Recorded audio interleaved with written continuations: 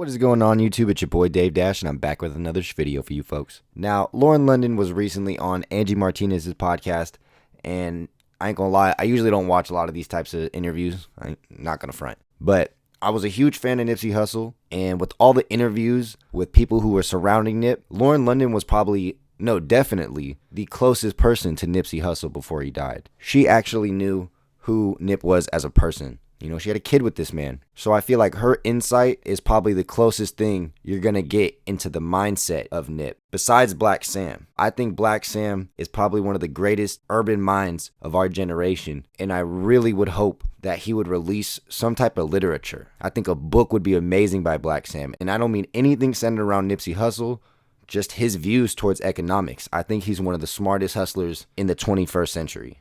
Now, back to the interview with Lauren. You know, Lauren got really deep in this interview. A lot about spirituality was said, and I couldn't help but notice how wise Lauren is on a level, right? You know, when Nipsey bagged Lauren, I was like, oh, this man's hella smart, right? I knew it was somewhat of a power move because that's kind of his stepping stone from not only being in the music industry, but also being on the Hollywood scene, right? I know he did a lot of more low budget movie with Ving Rhames, and I'm sure he got a ticket for those, but being with Lauren London was a huge stepping stone in Nipsey's career. And even before he died, he wrote an episode to a show that Lauren London was not only starring in, but was also producing. Now, I'm not trying to say that Nipsey Hussle was with Lauren for any other reason besides love. I'm just saying he was about to take his career to the stratosphere.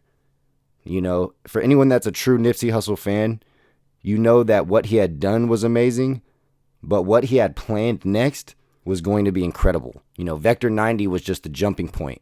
But I wanted to really make this video because I couldn't help but think of how strong that Lauren London has had to be in this situation. And listening to her issues, I feel speaks on a global level to what a lot of us deal with every day as far as our mental health. And growing up, watching ATL, Nunu was the baddest thing walking. And to see her as a real person speak about issues, to share her experience, Lauren London is a real bright hope into like a modern day woman actually being strong and sticking by a man and really living in her feminine.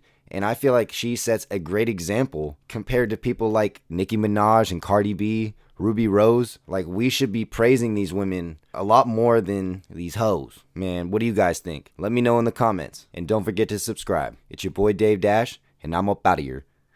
Peace.